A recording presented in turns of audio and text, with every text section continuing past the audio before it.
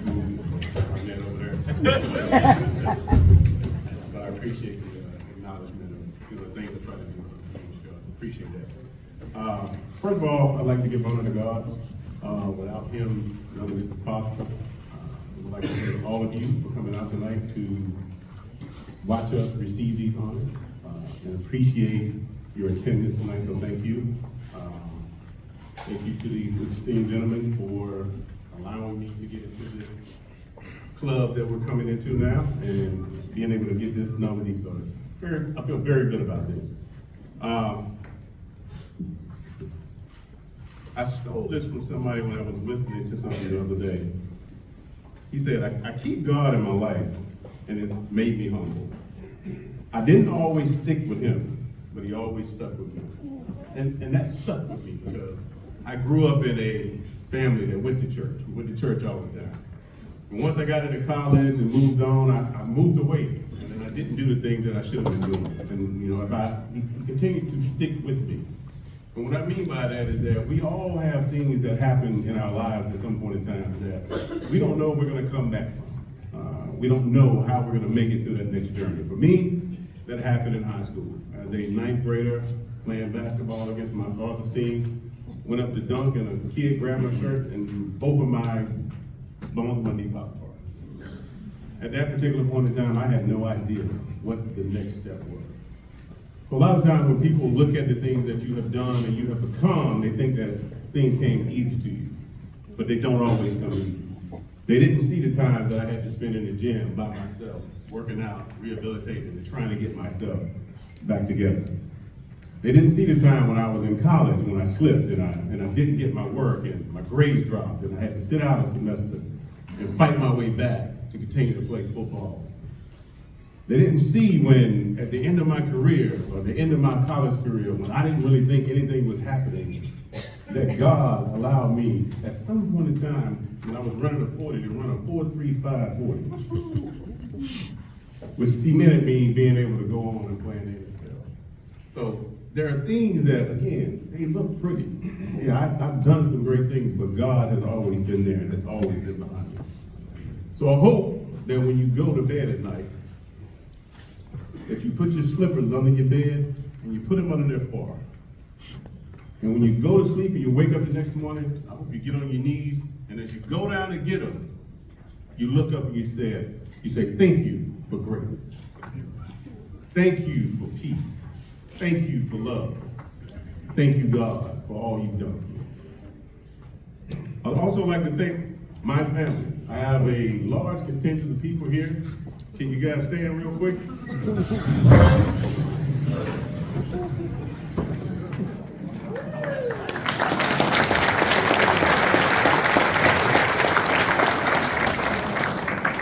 I salute you guys. Thank you for always being there for me, with me, behind me, holding me up and carrying me. I appreciate everything that each of you have done throughout my life.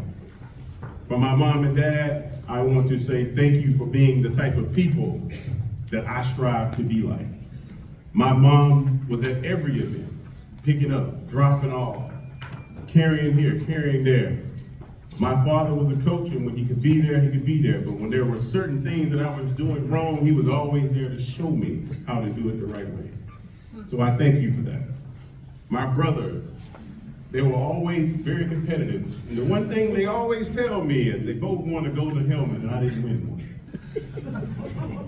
So I appreciate your friendship and your knowledge. Those things have, throughout my life, helped me to continue to strive to be better and do better and be a better person. I grew up the oldest of three, but realistically, I was the middle child of about 40 or 50 kids. I grew up on a small farm off of Thomason Road. My father and mother lived there around my dad's 7 and 8 brothers, and they all had kids. And all we did every day was wake up and play sports.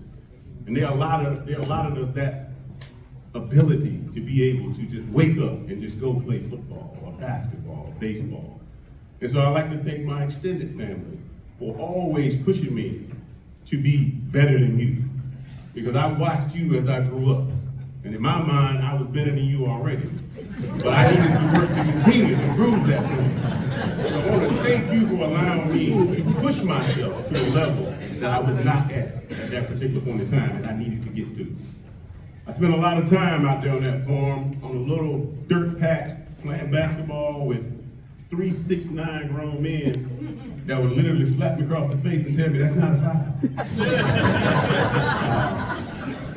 And those things made me tough. They helped me to become tougher. They helped me to be a man that did not need a referee or somebody to give me a call. I was going to go and make whatever I had to make out of whatever situation I got into.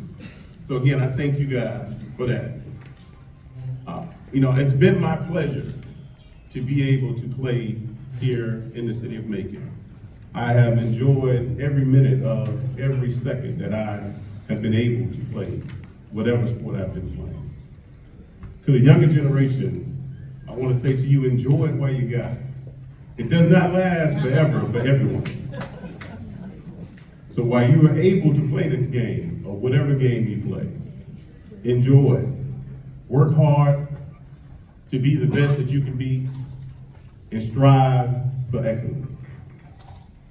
And then as I finish, now in the end of my life, I have a couple of things that I do. One is I am a board member on a thing called City Streets to Student Athletes.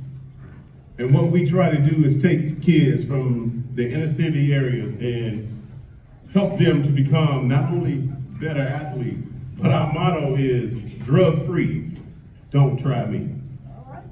We try to teach them that you do not have to be a follower. You can be a leader. There is nothing wrong with not doing drugs. You can feel comfortable that you are not the only one. And so we take those kids every year, and we take them to a symposium, and we have them call people and work on their social skills and their communication skills, make them dress up in a tie and a coat. And we work on getting a certain amount of money so that we can take them each year on a trip. And normally what we do is we take them on a nice little trip to Georgia Tech and Clemson. So my partner went to Clemson, I went to Georgia Tech. And so we'll take them. Some of these kids have never been out of the state of Florida while living their life. Never been out of a 10, 15 mile radius. So when we get to downtown Atlanta and we stand in a 26-story hotel and they're looking around and they don't quite understand, it's always that conversation is, this could be you. You could be the next person that one of these colleges is calling or trying to talk to or trying to entice to come and play for them.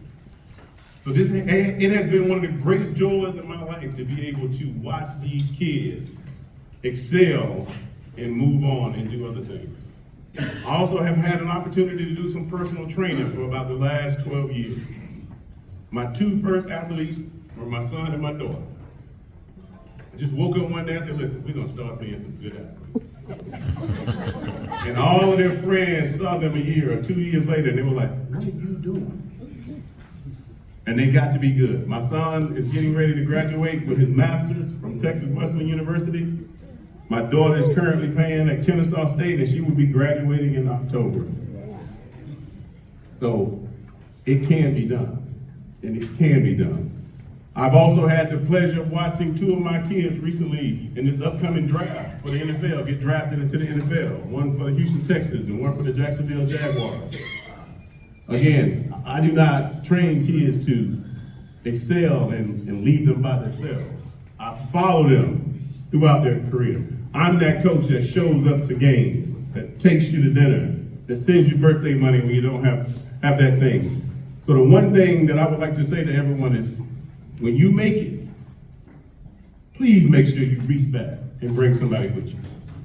Don't leave them back there by themselves. Help them to engage and move into that situation to where you are. Last but not least, I would like to thank my wife. She has been with me for 20-something plus years. It has been my great honor that she chose me to be with her.